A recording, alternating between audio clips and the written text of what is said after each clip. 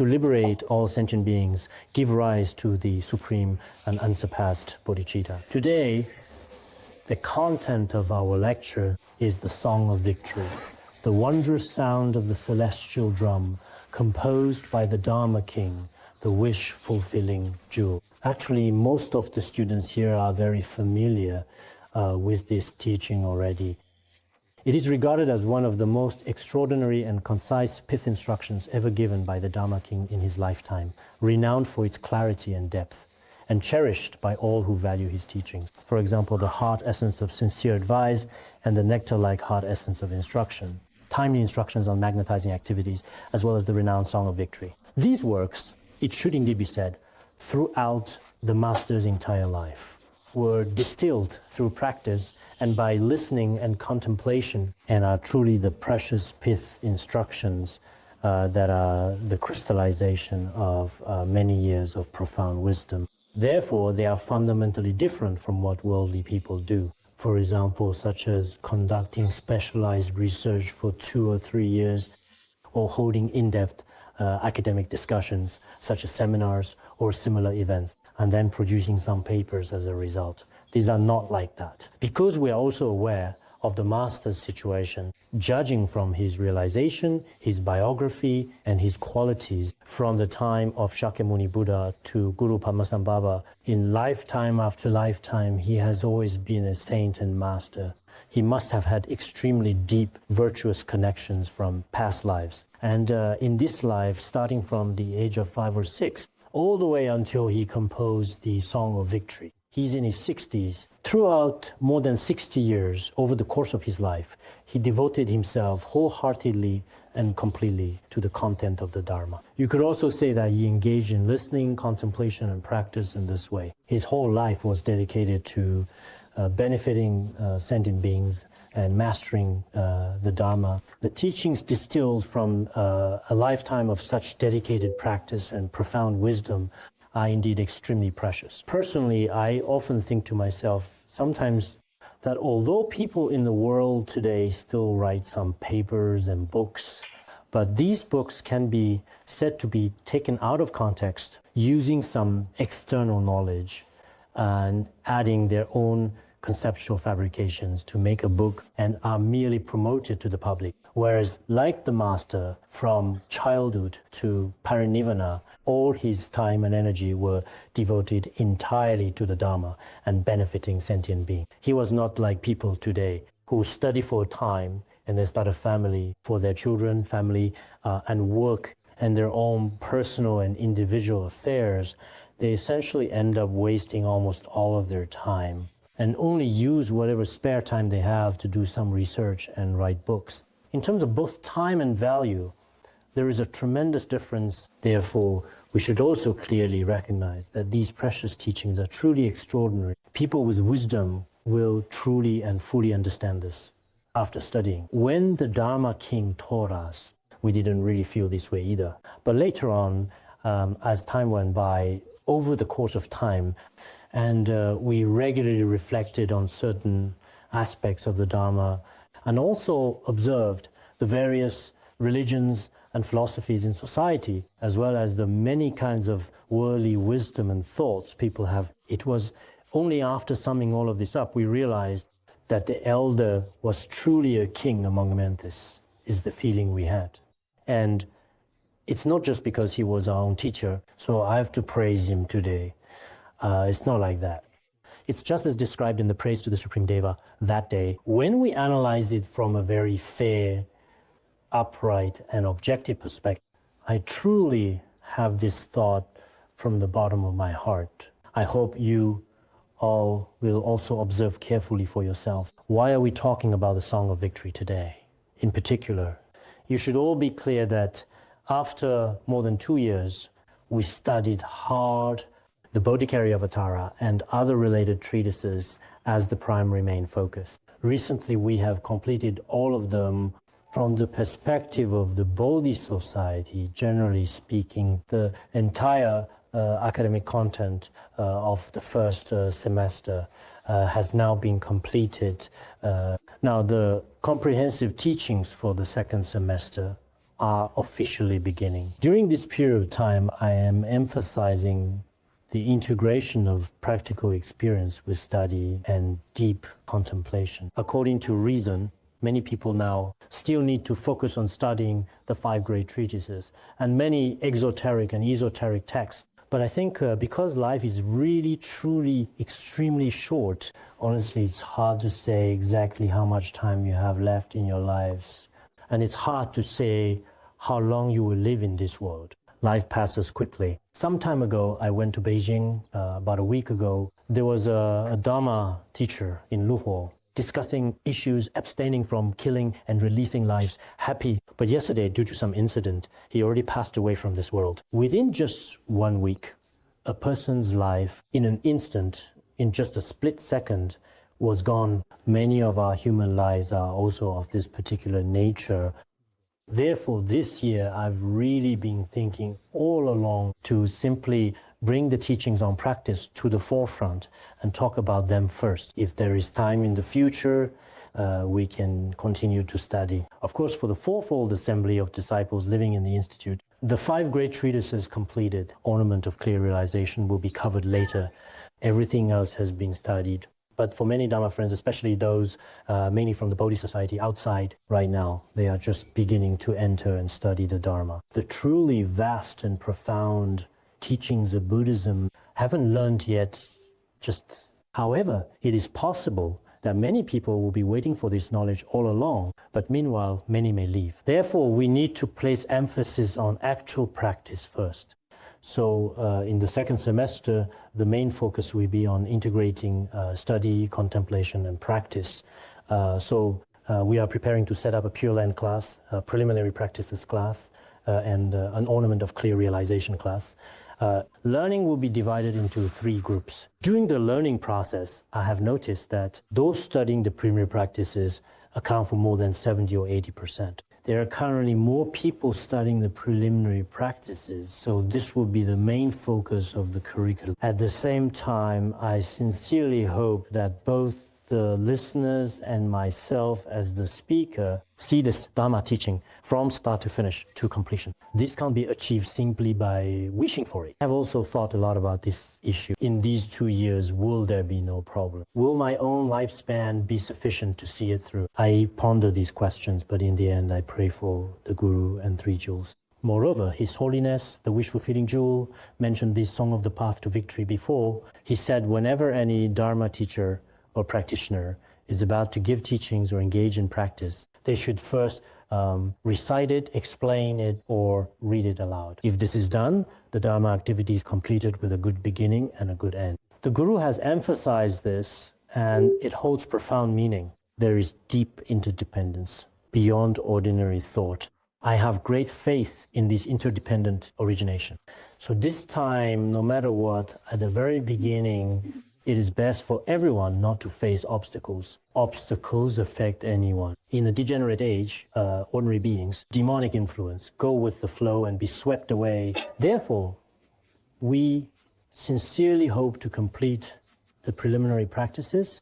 Essentially, this will occur more or less within approximately 2 years. When we look back on everything we have done, it becomes clear that this should be considered the greatest achievement of our entire lives. Whatever your parents leave you, whether it's a house or a jewel, none of it can truly be taken with you at the time of death. Even treasures from your workplace cannot be taken with you. But genuine practical spiritual practice, especially laying a solid foundation in the preliminary practices, will benefit lifetimes. For us, this is truly an excellent beginning. Myself included, we have all resolved to practice the preliminaries. We have all made this aspiration together. Before this, I want to share a teaching from our precious Guru.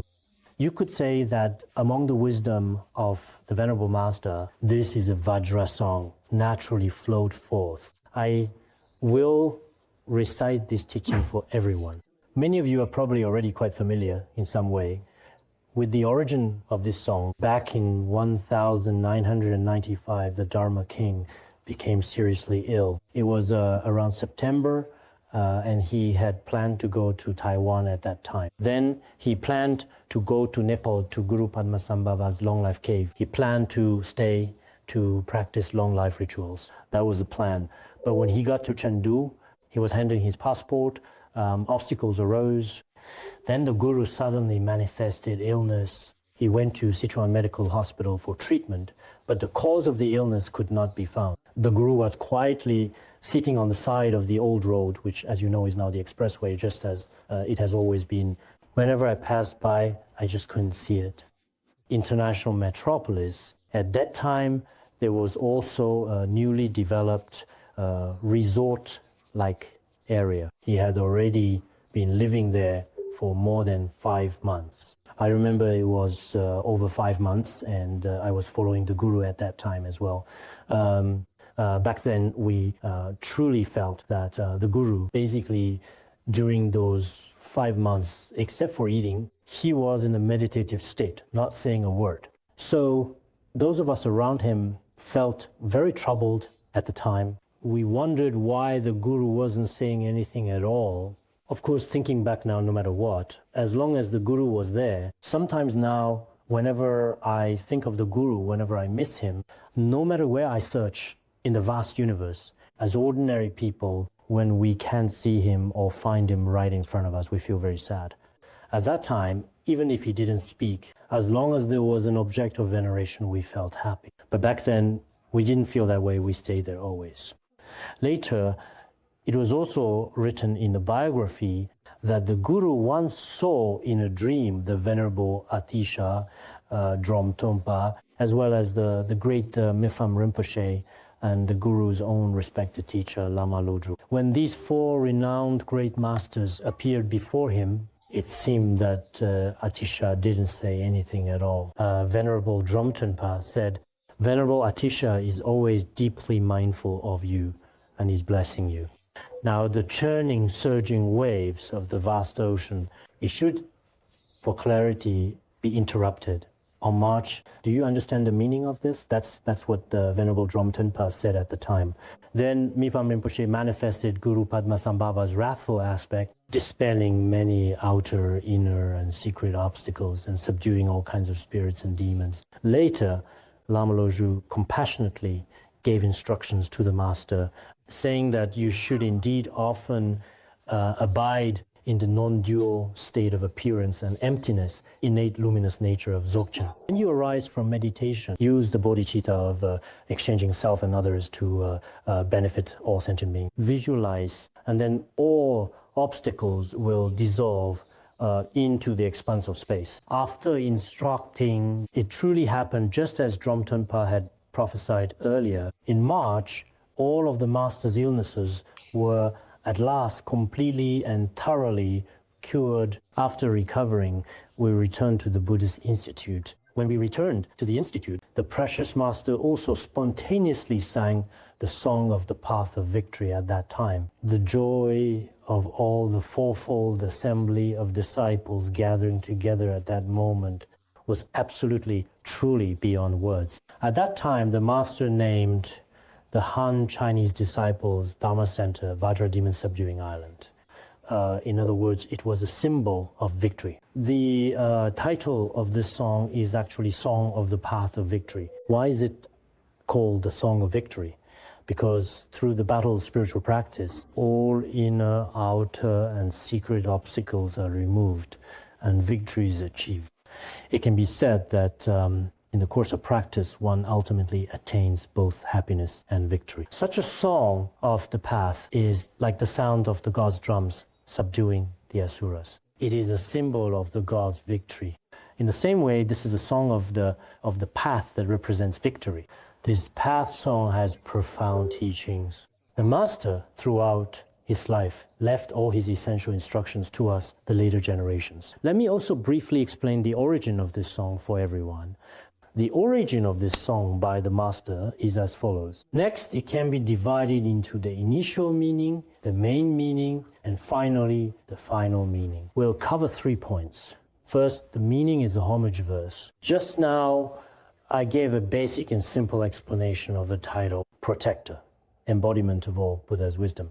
the noble child Manjushri, who always abides in the heart of the 8-petal lotus, may all your words benefit sentient beings. Throughout his entire life, the Master consistently held Bodhisattva Manjushri as his personal deity in the highest regard. After reaching Mount Utai and seeing Manjushri Bodhisattva, he would always begin any philosophical treatise or discourse with great reverence and respect. This also demonstrates the author's unique and unwavering faith in Manjushri Bodhisattva. The meaning of this verse is, in simple terms, as follows. All the Buddhas of the 10 directions are indeed the refuge and protectors of sentient beings. And the wisdom of all Buddhas in the 10 directions is truly, completely, and perfectly gathered in the great Manjushri Bodhisattva, the embodiment of wisdom. As for Manjushri Bodhisattva, as everyone knows, and as we have introduced earlier,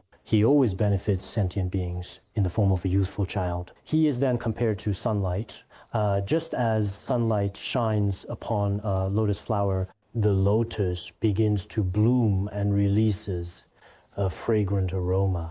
In the same way, Manjushri Bodhisattva's unique wisdom and blessing power merge into the author's heart like an 8-petaled lotus. Of course, why is it called 8-petaled? In Vajrayana Buddhism, there are many supreme practices, and our heart is often compared to an 8-petal lotus with many esoteric and exoteric practices related to this. But here, there's no need to go into that. The point is Manjushri Bodhisattva's radiance or blessing. Please, I ask you, always abide in my heart, always remain with me. With the blessings of the Yidam and the compassionate divine power and loving guidance of the Guru, all the words spoken are entirely for the benefit of sentient beings. When the Guru composed this treatise, it was not with the intention of, the words I spoke made me healed from my serious illness, or make me rich, make me happy. Did not make such aspiration. The purpose of this treatise was with Manjushri Bodhisattva blessing me, my teachings must bring sentient beings benefit, both temporarily and ultimate. Therefore, listeners and students must first examine their own motivation. What is our purpose in attending this class today? Some people might be in a rather muddled state, thinking everyone else is attending the class, so I'll join too. Some people, when it comes to teaching the preliminary practices, have heard the song of victory is very pleasant to listen to and approach it with this mindset. Motivation's incorrect. Our attitude should be, all the merit I gain from attending this class this time, may it benefit countless sentient beings. The Dharma teachings I hear and receive, not for me, but for all beings. Each person must first cultivate this kind of motivation. This is truly very important indeed, because through the blessings of Manjushri Bodhisattva, everyone should be able to attain this. It depends if you have confidence. If you have confidence, Manjushri Bodhisattva can be said to be the embodiment of the wisdom of all Buddhas and Bodhisattvas in the 10 directions. There is even a saying that he is the father of all Buddhas. Because Manjushri Bodhisattva encourages countless, boundless Buddhas in the world, guiding them to generate bodhicitta at the very beginning. Even before he himself attained Buddhahood, he was always inspiring others to give rise to bodhicitta. This is how it is. Biography of Manjushri Bodhisattva mentions this account. Once, when the Buddha was teaching the Dharma at Vulture Peak, there was a famous Khorzan named Miao Jingguang living in a city below the mountain. Because her skin emitted a golden radiance, she was extremely beautiful and attractive. Even the king, his trusted ministers, and all kinds of men in the world were fond of her, pursued her, although she was a courtesan, a person of the lowest caste in the world, but people were especially fond of her. There were always so many people from all walks of life frequently gathered around her. Once, she decided to go to a beautiful, lively pleasure garden in order to have some fun and enjoy herself together with the son of a prominent merchant chief. While they were on their way, making their journey through the quiet streets, Manjushri Bodhisattva realized that the conditions to guide her had ripened. He too was on the road.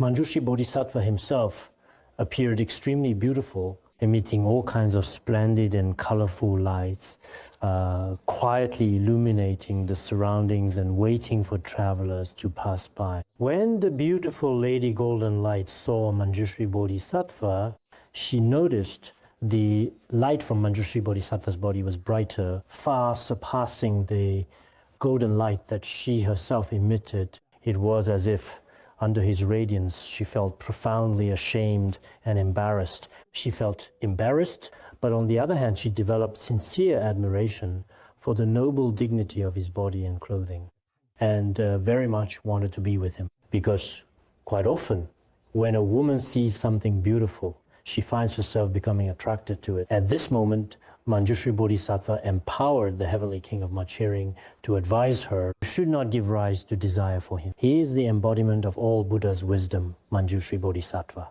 Manjushri Bodhisattva can grant you all your wishes and fulfill all your desires." "What do you need?" The beautiful lady replied, "I don't need anything. What I want most is your truly beautiful clothing." Manjushri Bodhisattva said, "If you want my clothing, if you aspire to Bodhi, I will give them to you." At that time, she didn't understand what Bodhi meant. It was like some people new to Buddhism nowadays, she didn't know what Bodhi was, so Manjushri Bodhisattva explained it to her in detail. While explaining, Shakyamuni Buddha on Vulture Peak praised, saying, "Well done, the 3,000 worlds shake." At that time, many curious followers asked why such a sound was made Buddha. Now, Manjushri Bodhisattva is using his compassion and wisdom to guide a certain courtesan. Then he was expounding the Dharma. Some of you can go there to listen if you want. Shakyamuni Buddha's disciples were beside him, also went to where Manjushri Bodhisattva was. It's just like now when some lamas are giving teachings or empowerments, many people rush over there. There are few people left by the lama's side. Many people around Shakyamuni Buddha joined Manjushri Bodhisattva. At that time, among Manjushri Bodhisattva's followers who were present, some attained the pure Dharma eye, and some achieved the patience of the unborn Dharma. Some had reached fruit of non-retrogression, and tens of thousands of people had already achieved different levels of realization. At that time, the prostitute, who was mentioned earlier, she too developed conviction that all phenomena lack inherent existence. She wanted to be a monastic with Manjushri, saying, "I want to renounce." Manjushri said, "Ordaining isn't shaving your head. What matters is to practice the Buddha's teachings for all beings, especially to truly let go of oneself. This indeed is a profound form of renunciation for a bodhisattva. Then, if she wishes, allow her to go with the merchant's son." When she went with the merchant's son into the paradise, impermanence manifested. The beautiful courtesan died in his arms. At first, the merchant's son was very sad, but later, as he observed beautiful woman's body, while we contemplate impurity, it decayed and he became extremely frightened. He then started running toward Vulture Peak, seeking refuge with Shakyamuni Buddha. Shakyamuni Buddha taught him the Dharma, and he too attained the forbearance of the non-arising of phenomena. At that time, Shakyamuni Buddha gave a prophecy regarding the courtesan just now, because Manjushri Bodhisattva inspired her to develop bodhicitta. She would in the future become the Tathagata jewel radiance in a certain pure land. As for the merchant's son just now, you too will become a bodhisattva under her guidance. At that moment, the merchant's son asked, "Why did Manjushri Bodhisattva give rise to such an aspiration?" "Your disciple is me. I become a bodhisattva, while Manjushri Bodhisattva's disciple becomes a Buddha." Why is it like this? He couldn't quite understand. Shakyamuni Buddha said, "I too first made aspirations in front of Manjushri Bodhisattva. Moreover, countless Buddhas in the past also made their aspirations before Manjushri Bodhisattva. Many of you are also making aspirations before Manjushri Bodhisattva and becoming Buddhas. Future Buddhas will vow to Manjushri Bodhisattva, become Buddhas. Therefore, his merits have been described in great detail already." Everyone present here. Dharma King Rinpoche said, should regularly recite Manjushri's heart mantras and pray to Manjushri, because the blessings and power of Manjushri Bodhisattva are different from those of other Buddhas and Bodhisattvas. This is stated in relevant scriptures. I don't know Shakyamuni Buddha's or Manjushri Bodhisattva's merit, but since we have the scriptures as Buddhists, we take the compassionate Buddha Sutras as our basis to make such determination. This is reliable. If we regularly pray to Manjushri Bodhisattva, life after life we can gain wisdom. On the other hand, the blessings and wisdom of all the Buddhas merge into one. Seems a Bodhisattva, but in fact, as clearly stated in the relevant scriptures, he is a Buddha. Therefore, relying on his blessings is also inconceivable. Of course, some people, just like the precious Guru, connected to Manjushri Bodhisattva since childhood. This is possible. In Guru's biography, that when he was born, he was reciting with his mouth, Om Arapatsanadi, the heart mantra of Manjushri Bodhisattva. When he was 6 years old, an event occurred when he saw the Manjushri lion's raw sadhana among a pile of stones. This was the Indian Manjushri lion's roar sadhana. At the end of the sadhana, it says, in the sacred land of India, there was an old man, already 99 years old, illiterate but diligent in practice. One day he beheld the noble Manjushri. There is such a verse which means that in the sacred land of India, there was an elderly man, someone who was 99 years old. Later he encountered the Manjushri lion's roar sadhana. He got this amendment. That old man was illiterate. He couldn't even recognize a single character. But with sincere faith, he prayed and practiced diligently. And in one day, he saw Manjushri Bodhisattva and realized. So at that time, the master also, after seeing this sadhana, he thought, if a 99-year-old could see Manjushri Bodhisattva, why can't someone as young as me practice it? He practiced exoteric and esoteric teachings are in his wisdom. He understood Sutra Tantra. So indeed, some people truly, through praying to Manjushri Bodhisattva, their own wisdom can be awakened within themselves in a subtle and almost imperceptible manner. Some say, I am stupid, master blow on me. Can you tap me? Can you just touch me? But these things are not effective. Master skilled, possible. But generally, if you pray with your own faith, I think you should definitely be able to gain some wisdom. When we used to go to Wutai Mountain, at that time we truly thought about nothing else all day except for special faith in seeing Manjushri. Later, rituals and hymns, by reciting them, I naturally memorized them. Although I didn't see him, I think I still received blessing. You could say that I really should have received blessings. Great perfection, praise Manjushri. Many were things I never could memorize. But after going, I memorized them after reciting a few times. So I think everyone's experience might be different. Everyone's faith is different. If you receive the blessings of Manjushri Bodhisattva and some masters, the teachings of both Sutra and Tantra can arise in your mind at any time. You don't have to rack your brains, like some people do, suffering greatly, trying to memorize, and after memorizing, forgetting everything again, feeling especially sad.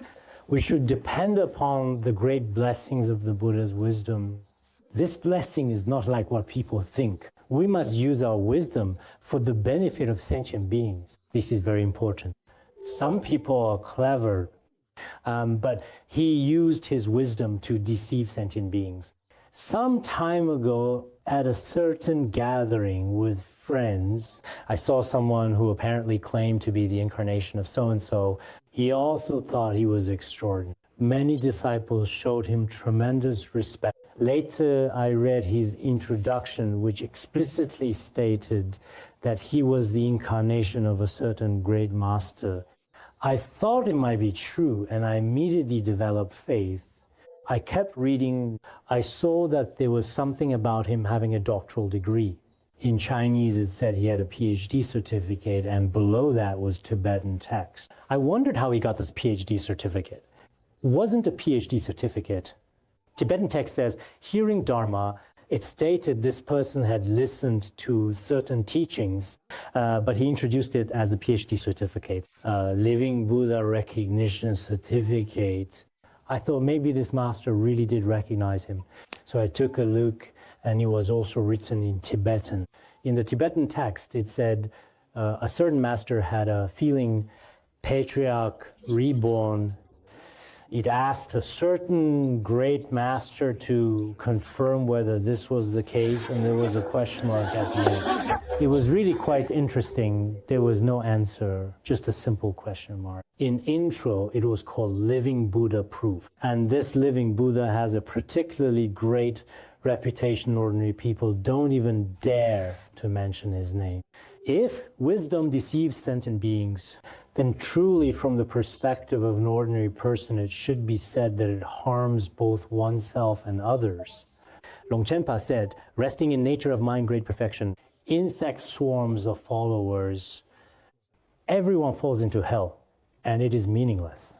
Saying exactly the same things has little real meaning. If one wants to benefit others and reflects on one's own deceptive actions, no misconduct. If a few actions, self, others. So I feel that for those who practice the Dharma, no matter the situation, benefiting others should always be the premise. If benefiting others is taken as the premise, then many actions that seem improper actually have a profound and secret meaning. Therefore, it is stated here, indeed, may all spoken words and all words that are heard truly bring benefit to all sentient beings with compassion. In this presentation, the following discussion is separated and organized into 4 aspects. First, encouraging the practice of Vajrayana, then generating bodhicitta, next, arousing renunciation, and finally, being a good person. This is explained from 4 perspectives. In fact, the sequence of this path is very clear. In Tsongkhapa's The 3 Principal Aspects of the Path, he discusses renunciation, bodhicitta, and non-dual wisdom as 3 principal aspects of the path. Here one can say there are 4 principal aspects. Why is that? The first is that in the degenerate age, Dzogchen in Vajrayana, non-dual wisdom, Vajrayana, Sutrayana, non-dual wisdom. In Master Tsongkhapa, 3 principal aspects of the path, Madhyamaka, non-dual wisdom. Here, based on the Madhyamaka wisdom of the Sutrayana, the view of the unsurpassed Vajrayana Dzogchen is also explained. This is the first point. Among all our spiritual practices, this is extremely worthy of pursuit and truly extraordinary. How is such a Dzogchen state of realization attained? It is attained through bodhicitta, bodhikayavattara. Without bodhicitta, none of the realizations mentioned above are possible. One must attain them through bodhicitta. And how is bodhicitta generated? It is attained through renunciation. And how is renunciation developed? It requires a virtuous and noble character. If we be a good person, detach from possessions and give rise to renunciation, bodhicitta. On this basis, one can study Vajrayana or Prajnaparamita teaching. This is process. Reflect yourself. Ordinary people generally take Shakyamuni's 84,000 teachings. See in bookstores, Hong Kong, US, in China, so bookstores, large bookstores. There are an incredible number of Buddhist books. If I studied many sutras, how could I finish them in my short life? It's absolutely impossible.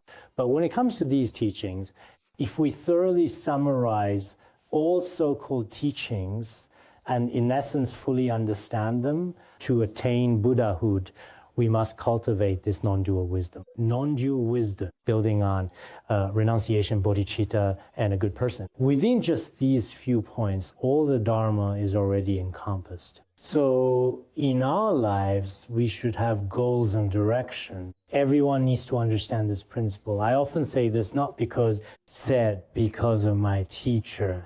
Some people are like this when their teacher clearly makes mistakes. They say, no, my teacher is really a Buddha. How could a Buddha possibly make mistakes?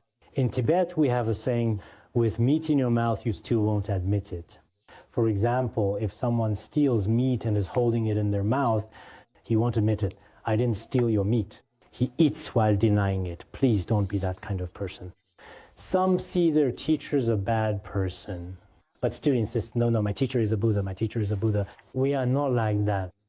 When it comes to contributions to Buddhism and personal benefits, if we carefully judge from these two different perspectives, then indeed in this degenerate age, a living Buddha indeed appears before us to guide sentient beings. This is just a way of thinking. Just now, we discussed 4 key points here in this section. Encourage Vajrayana practice here. Vajrayana's merits, as well as its causes and conditions. Vajrayana merits. Profound, luminous Dzogchen, merely hearing its words can sever the root of existence. Practicing for 6 months can bring liberation. Keep this firmly in your... This means it is extremely profound, something that ordinary people find hard to comprehend and very difficult to realize. Some people with limited wisdom may even quite easily slander it without much thought. This is how the luminous nature of mind is expounded, the supreme Dzogchen, the very essence of Buddha nature. This supreme Dzogchen is mainly taught by the Nyingma school within the tradition of Tibetan Buddhism. Actually, there are others such as Mahakala, Mahamudra, and so on. This is the highest law in the land. From the perspective of the Sutrayana, the term Great Madhyamaka can be used as a substitute. Such Dzogchen teachings, in fact, truly possess immense merit.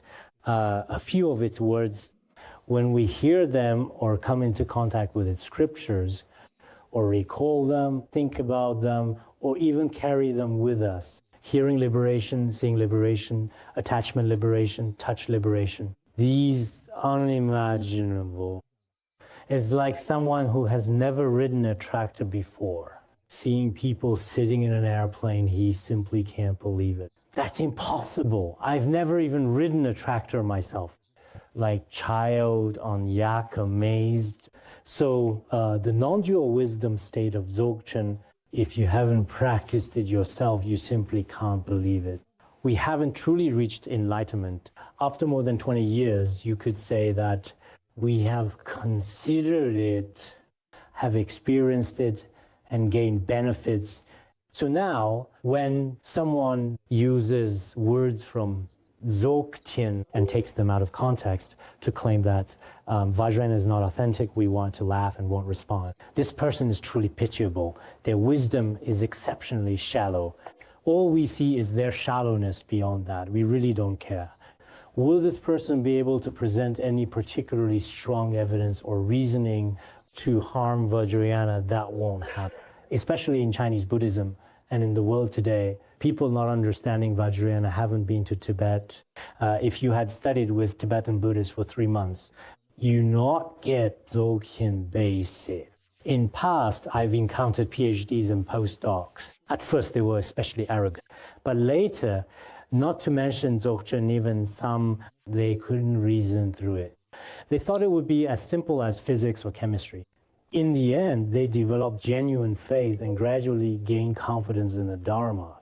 Such Dharma, by hearing a few words and phrases, can cut off the root of samsara. 400 verses on the middle way. If even doubting Madhyamaka can sever the root, for those who encounter the unsurpassed secret teachings, it goes without saying. If one truly practices the preliminary, main, and concluding practices properly and in accordance with the Dharma, people with strong faith and a solid foundation can also attain liberation within 6 months. Previously, in the Sutra and Tantra, it is also stated, with unwavering faith, understanding, and practice for 6 months, one can attain the stage of Vajradhara. This particular scriptural citation is, in fact, also specifically referenced and mentioned in the well-known 50 verses of Guru Devotion Commentary.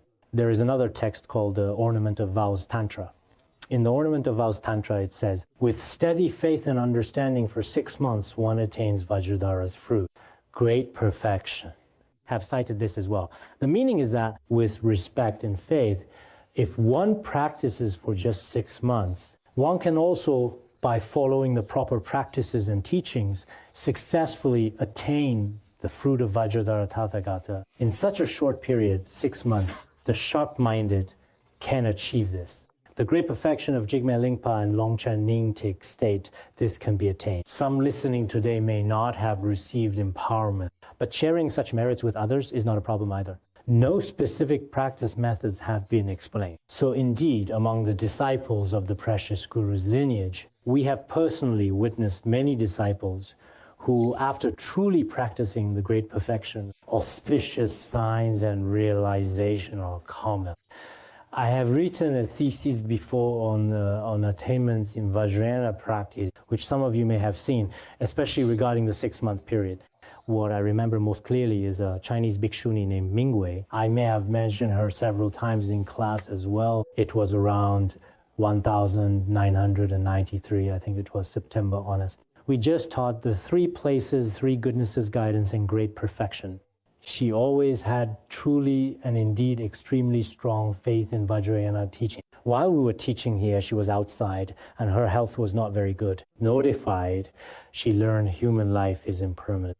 It was hard to say how much longer she would stay in this world. She was told she must come to the institute, so she came. At that time, the teachings lasted for about 100 days. But I've forgotten how long the teachings went on. During this period, she was extremely diligent. After the teachings ended on September, honest, she went back to seek medical treatment. Finally, on March 1994, at that time in our institute, there was Miaoli's older sister, Genru. She called me from Jinfeng Temple in Ya'an. Back then, not even mobile phones. There wasn't even a truly decent, reliable landline, just an old-fashioned hand-crank phone. One day at noon, I received a phone call. Genru told me Mingwei had died, and many auspicious signs appeared. I checked it, was just 6 months. It was remarkable. Later, those who were by her side described everything very clearly, including how her body shrank.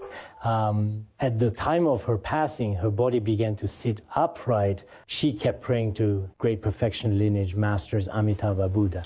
I truly have no doubts at all. Blessings, Vajrayana. Those 6 months, but this kind of foundation, she didn't just have it appear out of nowhere. Early at noon, I took a nap. That night, as I closed my eyes and drifted into sleep, thoughts of her lingered in my mind, and soon enough I found myself dreaming of her once again. The dream, where was I just now, just a moment ago? I wonder, I was dreaming, lost in thought. There are some things I can't talk about. I've already said too much. Nowadays, there are all kinds of things in the world. Usually this type of person may not be wise, but their faith is very strong. In Dzogchen, for those with sharp faculties, faith is the main root. Those who trust the Guru, the 3 jewels in the Vajrayana teachings, if they keep Vajrayana and stay faithful, can indeed truly and ultimately attain realization. Therefore, His Holiness also said here that encountering such Dzogchen teachings in the degenerate age is extremely rare. The only essential instruction should be engraved in one's own heart. This is extremely important. Of course, everyone present here and those in the Institute can all be said to have come into contact with these Vajrayana teachings. But for others in the Bodhi Society, perhaps in the past, not everyone has necessarily encountered them, but of course it doesn't matter if you haven't. Preliminary Dzogchen are Vajrayana teachings. Begin your practice with this as starting point. Many think Vajrayana means empowerment. Contemplate innate purity. See mind's nature. This isn't necessarily a good thing. I don't praise it. Because for many ordinary people, the foundational preliminary practices must be completed first. After finishing the preliminaries, then, through empowerment, when practicing the main practices, the experience and the realization you gain are truly completely different. Therefore, following the proper sequence is very important. Vimalamitra Mifam Rinpoche Dharma King. They all have such particularly strict requirements. But nowadays, some teachers may also have special methods of guiding students. Sometimes, when approaching things from the top down like this, for example, if the foundation of a wall isn't solid yet, but you paint beautiful patterns on the wall because the foundation is unstable, once the wall might collapse, there is this risk. If you first make sure the foundation is solid, then the patterns on top will be much more secure and therefore safer. Therefore, the teacher's requirement for us to practice this particular kind of Vajrayana Dharma, rare conditions, I hope everyone will not slander it, and even more so, do not abandon it. If you really can develop faith, you should really go and study it further. You can discuss it with many Dharma teachers in Tibetan Buddhism nowadays. You can say, I can't develop faith in Vajrayana. Why is that? It's okay if you lack faith. Even in exoteric schools, some can't have faith.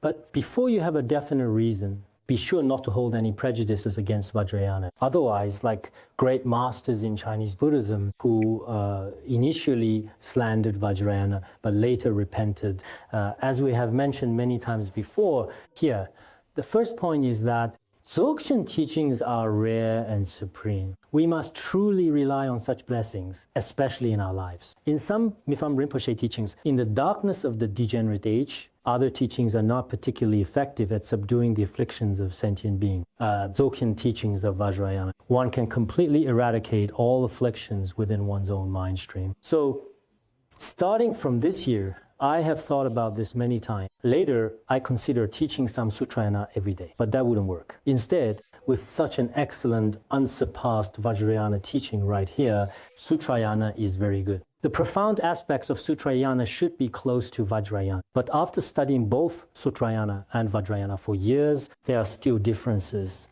We do not reject Sutrayana, but there are certain things you should really understand, especially after studying. Therefore, this year, I have also boldly asked everyone to practice the preliminaries. From various feedback, it seems things are going well. A very small number of people in the Pure Land group, perhaps due to age or other reasons, originally thought it might be half Pure Land practice and half preliminary practices. There were such ideas, but now it seems that many people are gaining a better and better understanding of Vajrayana, and that's how it should be. Because in the past, perhaps due to transportation, language, ethnic customs, or historical background, for various reasons, people did not understand the good aspects of Vajrayana. Some behaviors seen from the outside were taken out of context, such as talking about supernatural powers or this and that kind of conduct. Using the banner of Vajrayana to promote themselves outside, these are not the ultimate meaning of Vajrayana teachings. When we see Vajrayana teaching, everyone should have a particularly sincere and deeply held faith in their hearts, causes and conditions. Meeting such supreme Dharma and auspicious connection is due to merit from countless lives. To share the same connection as Samantabhadra, all Dharma friends should feel joy. In this very life, we have encountered Vajrayana masters, received empowerments, and received transmission. Even now, disciples of the exoteric tradition recite the Shurangama mantra and the rebirth mantra. In fact, these are also part of Vajrayana teachings, you could say. No Vajrayana in exoteric tradition. That would also be incorrect. The profound meaning of the exoteric tradition can be explained within Vajrayana teachings. Therefore, those who encounter such profound Vajrayana teachings possess especially auspicious connections. These beings must have accumulated virtuous connections over many past lives and countless eons in order to encounter Vajrayana teachings in this present life. Venerable Vimalamitra, in the Treasury of the Supreme Vehicle, uses two arguments. The first reasoning states that, as you can see, everyone present here must have previously made offerings to and served countless Tathagatas and even become, in some cases, their retinue. We encounter the unsurpassed Vajrayana teaching. This is the first line of reasoning. The second line of reasoning is, all of us here, whether in this life, the Bado state, or in future lives, will definitely attain realization because we have encountered the unsurpassed Vajrayana teaching. From the perspective of Buddhist logic, using these two lines of reasoning, now all sentient beings who hear the Vajrayana teachings all had Vajrayana teachings connections, past lives. Some people have already received empowerments and the lineage transmission from their guru. Yet they still ask, which is especially foolish, Master, do I perhaps have a karmic connection with Vajrayana teachings? Truly, these people simply are unable to understand Buddhist logic.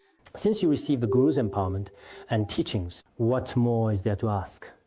This is truly a clear sign of ignorance. Therefore, anyone who encounters Vajrayana teachings in this life not only has a truly karmic connection in this life, I can tell you this with certainty, but also had connections over countless past lives, millions of years. You have had Vajrayana connections with many gurus and Buddhas. This is not my opinion. This was said by the Dharma King of Tibet, the omniscient and stainless Longchenpa. He could truly be called the holy king of all of Tibet. No one does not acknowledge him. So for someone like you, who occasionally finds themselves in situations where things don't always go as planned, there are moments. Meeting these Vajrayana teachings in this life means you have the karmic link of Samantabhadra Tathagata.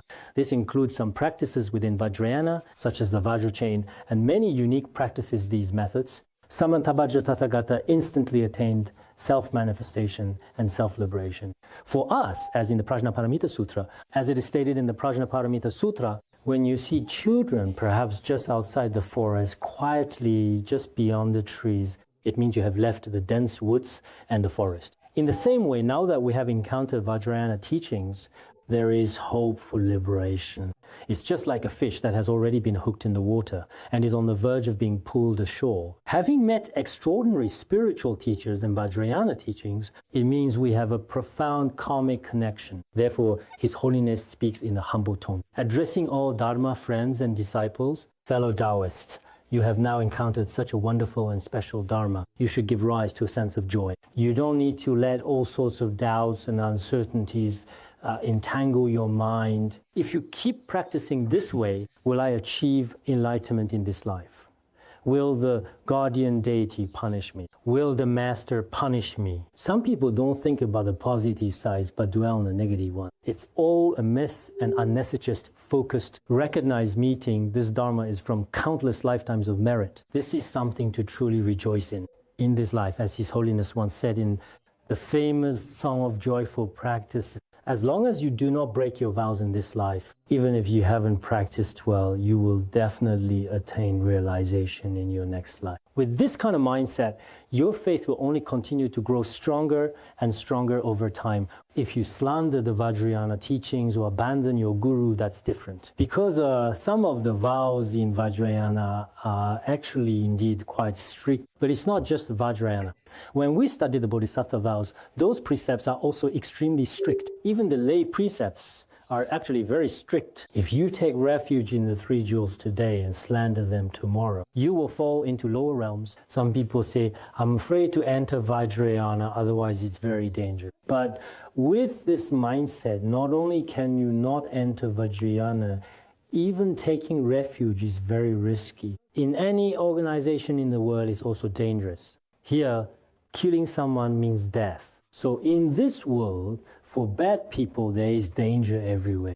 If you're good, then wherever you are, there should be a way out, a path to liberation. So we should give rise to a truly joyful and genuinely positive mind.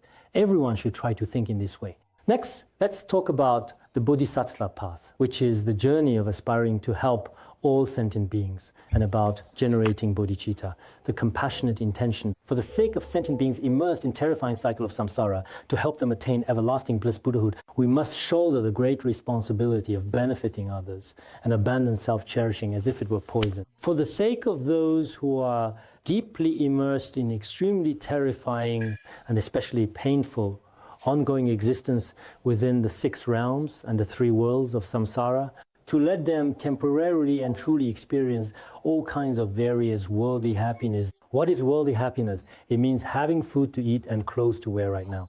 For people living in cities, it means having retirement insurance, medical insurance, and also having enough money. Most people in general believe that money is, for many individuals, the source of happiness, having some personal wealth, and so on. For the time being, every sentient being has their own goals and desires. We wish for every sentient being to attain such happiness. Ultimately, we want them to achieve the state of a bodhisattva or an arhat, and the perfect, fully enlightened Buddhahood. This is the aspiration we should make. In order for sentient beings to attain such a state and be established in this blissful home, we must indeed take on the great responsibility of benefiting all sentient beings. Every sentient being has a truly very important task. In this process, we should do our best, as much as possible, to let go of selfishness and self-interest. Because the self-centered mind is like poison. Whenever you drink it, its effects will appear immediately. And it is truly terrifying. Therefore, In the Bodhikaryavattara, it is also stated that harming others for one's own sake will lead to the sufferings of hell. If you intentionally harm other sentient beings for your own benefit, you will truly experience immeasurable and boundless hellish pain. A selfish, self-centered mind, whether in our worldly life or within a group or even in society at large, is extremely frightening. Every practitioner must constantly reflect on this. Benefiting sentient beings is the most precious thing. Jetsan Rinpoche was in retreat in secluded place. He wanted to remain in retreat for his entire life, but later his yedam told him, "You are in millions of kalpas. Practice, retreat, and practice the deity. It is not as good as going out into the world to benefit sentient beings. The merit gained in just a single instant of benefiting others far surpasses the former. Therefore, sometimes, occasionally, with an altruistic mind, the merit of helping others with even a small task or doing a little bit for someone else truly and indeed most certainly far surpasses the merit of arduous practice over long years, driven by selfishness and self-interest. The source of all happiness and benefit should be this mind of benefiting sentient beings. All happiness in the world truly arises from altruism. There is a sentence in the Entering the Path that says, all happiness in the world and all happiness beyond the world all come from benefiting others, arising from a mind of bodhicitta, a wish jewel. Therefore, in our practice, the mind of benefiting others must never be abandoned.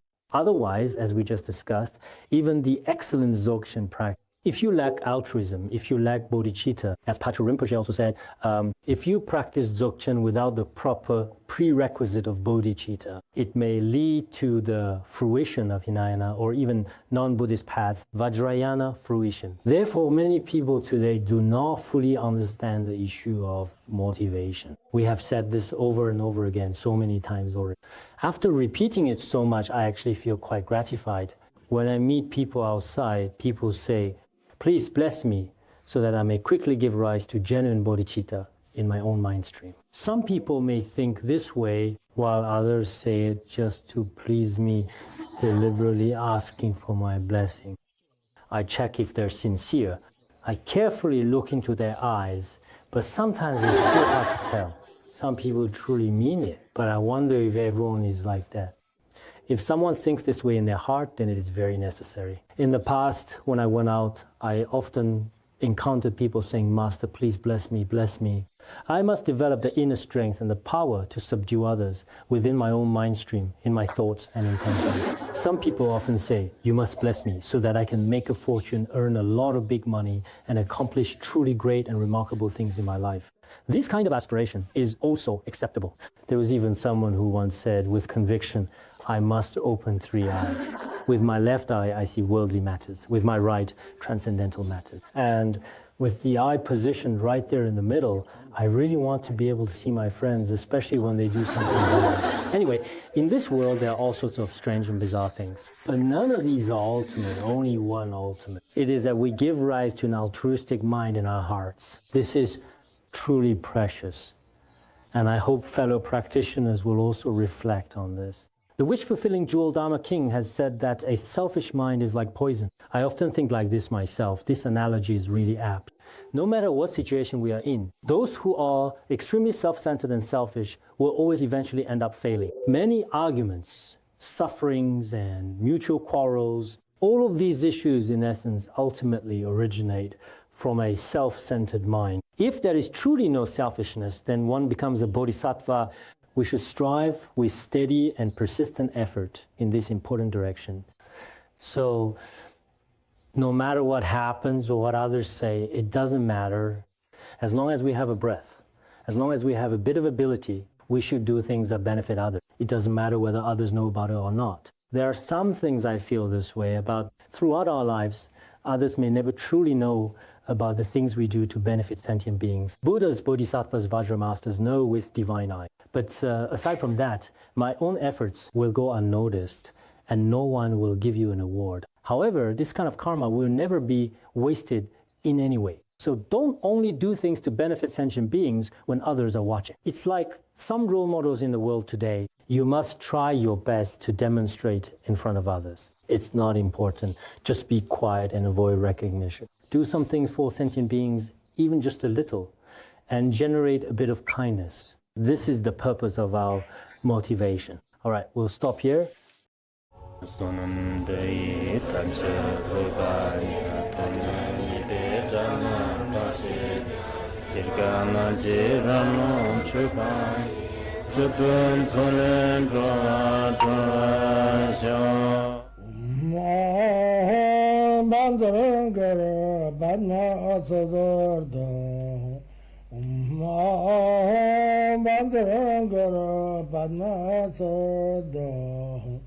Om